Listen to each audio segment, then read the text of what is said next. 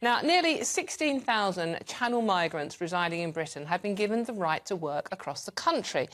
That's according to data obtained under the Freedom of Information laws. They are paid 80% of the going rate in sectors facing staff shortages, such as care, construction and agriculture.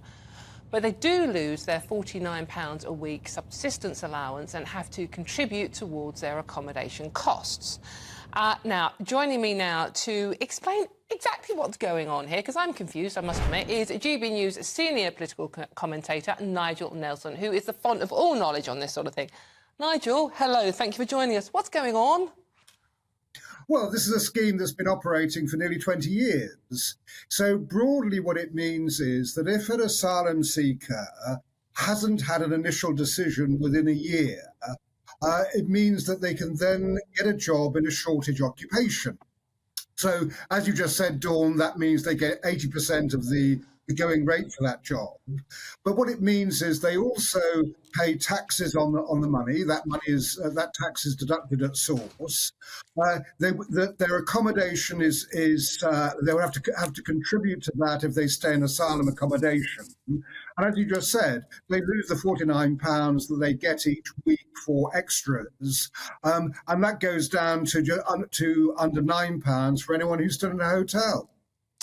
Nigel, if we're all for this Rwanda plan to stop people coming across the Channel, drowning, losing their lives, etc., which we all are, surely this is going to make coming across the Channel in the boats more attractive to migrants, or am I missing something deeply important here? Well, the first thing is we're not all in favour of Rwanda, because I'm certainly not. I think it's a bonkers scheme. But as far as the pull factor of this goes, no, not really. I mean, we're still talking about people who have to remain here for a year before they can start applying for work. So there's no great incentive to rush across in the hope of getting an instant job. So from that point of view, know that there isn't a pull factor. I would have thought that the fact that they are contributing then to their stay here is probably a good thing rather than a bad thing, because it's saving the taxpayer money. OK, when I said a good thing, I meant stopping people drowning in the Channel was a good thing. Not necessarily the Rwanda thing, I think we all agree is a bit bonkers. But I don't understand. I mean, these people, right, we don't know who they are a lot of the time. They have no papers. So my issue with this, we don't know who they are. And if they're going to work in the care sector, do I really want them looking after my granny when I don't know? Criminal records checks, for example. How's all this going to work? It works the same way as for any other employee. So, for instance, say that they are working in the care sector, which is obviously an area where we have 150,000 vacancies, so we desperately need people there. They have to go through exactly the same checks as anybody else. So there will be a criminal records check. These are people, we will have to know their identity, have to know where they come from, make sure they haven't got a criminal record, make sure that they can be cleared for working with vulnerable people. So all those things would be taken care of. It's no different from anybody else. And if we don't want them to get jobs over here, the answer is to speed up the processing of them, so it doesn't take longer than a year to actually to give them a first decision. And that's the real problem, is the backlog of people that the Home Office is not clearing, which is actually contributing to this. Right. OK, that's Nigel Nelson, our senior political commentator. Now, thank you very much, Nigel. I have to admit, I'm not entirely convinced by what Nigel's just said, but I have two wonderful panellists with me who can help me pick through this. That's broadcaster and journalist Mike Parry and former Labour advisor and writer Scarlett Maguire. As you can see, Mike Parry is very frisky already, and Scarlett is rising above it, I think, is the way to put it. Right, OK. Mike, I'm going to come to you. Yeah. I've heard what Nigel Nelson has explained there. I must admit I'm not entirely convinced. I don't think this will act as a deterrent for more people to try and cross the Channel? Yeah, people might be surprised at my take on this, but I quite welcome it. I liked it when I read this news that people in our country are actually contributing to the economy rather than being made to sit in a hotel room 24 hours a day doing nothing. You know, the devil makes work for idle hands and all this kind of stuff. Now, what I'm a bit upset about is that the government have hidden this from us for so long. If 16,000 people are actually in employment and are working, and what you just said, Dawn, about, you know, people will come now because they know they get work when they get here. I don't believe that. These are very low-paid jobs, OK? So young men can get into construction and agriculture. Young women can get into the care business. And I think it's a good thing if, A, they're contributing not just to the economy, but to society as a whole by integrating with other people in those jobs. So I'm for it. And I do also believe that most people who risk their lives in those boats don't come over to do low-paid jobs. They see us as a land of milk and honey, and they hope to get big-paid jobs and join their family businesses. So I'm not entirely against it, and I hope it might be a peg to start rethinking about how and who we admit to the country. Well, that would be nice, wouldn't it, to know exactly who they are. Scarlett, the other issue I have with this is that, you know, they are going to be paid 80% of the going wage. Now, one of the reasons a lot of the working class red wall voted for Brexit and then voted for Boris Johnson in 2019 is because migrants were taking and undercutting many of the working class jobs, like on building sites and driving and delivery and things like that. So they were being undercut by migrants. Surely this is going to have the same effect. So, yes and no. I mean, you're certainly right. And I remember going to a focus group where people complained that their children couldn't get skilled jobs because the Poles were coming over. So, I mean, this wasn't illegal migrants. This was Polish people who were coming over and working for a lower wage.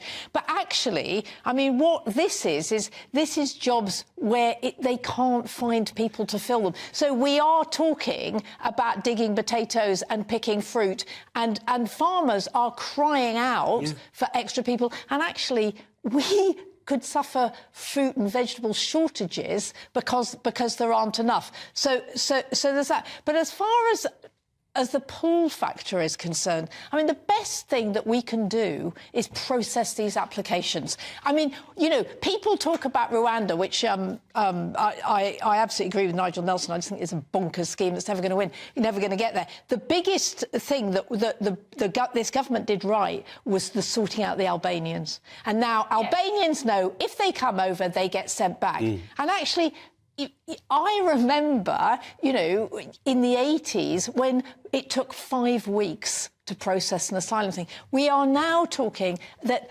after a year, we are allowing people to actually work. They shouldn't be here for a year. We shouldn't have thousands and thousands. But can I say, I completely agree with Mike.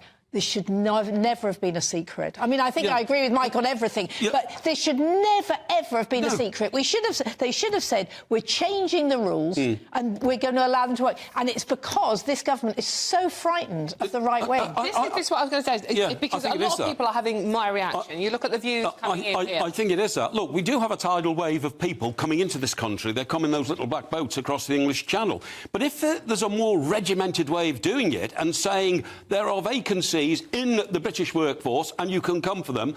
You see, I also believe that a lot of people who come over are coming here to join the black economy. You don't realise how big the black economy is in this country. I'm talking about some of the people who come over in the smuggling, with the people smuggling gangs, actually join those gangs when they get here. They join cannabis farms, they join illegal operations, and a lot of them come for that reason. You will see high street shops now where nobody ever goes into them, but they're a front for money laundering. I've been told this by senior politicians and policemen, and a lot of them come to join that. But this legitimate form of giving people work and responsibility in our community and integrating into the community, I think, is a good thing. And saving taxpayers money. And saving taxpayers money. At the moment, we are spending £8 million a day on hotels, and there are two things, and also it puts more pressure on the government to actually sort out this thing, so that we don't have people who are sitting in a hotel for a year. Exactly and I completely agree. These young, I mean, a lot of them are young men. I mean, if they didn't have mental health problems before, they certainly got them after being cooped up for a year. But they're going to cause mischief eventually. They get frustrated and, they pull down fences and all that kind of stuff. Yeah. The one thing we do disagree on, Scarlett, is I do believe in the Rwanda policy because it's deterrent, and we've still got to have that deterrent. No, what I'm saying is those who really want to come and contribute to our society will still get in the boat if they think I can work on a farm in England when I get there. But they might think again if their only intent is to come here and get themselves involved in criminality. Well, those are the ones we've got to deter. Mike, the problem with your argument is going back to what I was talking about, Scarlett. It's the people that voted in 2019 for Boris Johnson, the Red Wall Constitution. I've got people coming over here, stealing my jobs, undercutting me, and lorry drivers, builders, etc., etc. Yeah. And what are you going to say to those people? Hold on again. It's happening again. Yeah. Well, look, I think this should be an extension of our already successful immigration policy. Now, when I say that... Which bit of it's successful, exactly? Well, I'll tell I'm you. waiting for this one, No, too. no, hang on, Dawn. Let me tell you. I live in Stockbroker Belt, Surrey. We've had an influx of tens of thousands of people from Hong Kong who have come and they've invested in the local community, they've opened shops and restaurants, they buy local houses, and they come because they like the local schools and they like the fact that it's an orderly law and order town, OK? Places like Epsom and Sutton. Now, they have contributed enormously to the growth of that part of the country, Surrey, OK? And if this can be an extension of how successful that has been, I think it's a very good thing. So I have got evidence of it. The point is they're here legally. We are talking about people... And I'm saying this can be an extension of it. I'm saying that you can extend it to people who come and volunteer to work in the care sector where we desperately need people. But that sounds like open borders. No, not open borders at all. It's not open borders at all. I mean, for a start, you have to risk Will you stop agreeing with him? I know. Not your job. I know. I'm sorry. I'm sorry that I agree with Mike. Parry. You're agreeing with Mike Parry, Scarlett. They take the job before they take the job before they get here. It's not open borders at all. I'm totally against open borders. No. What we're actually talking about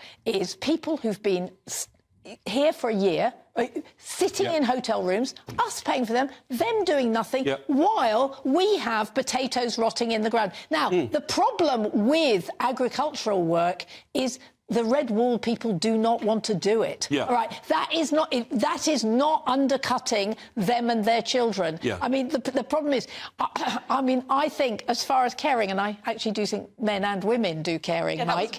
And I also think women pick potatoes. But the thing about caring is absolutely right, Dawn. We have to check on them, right? We have to make sure that that's and it's a skilled job, right?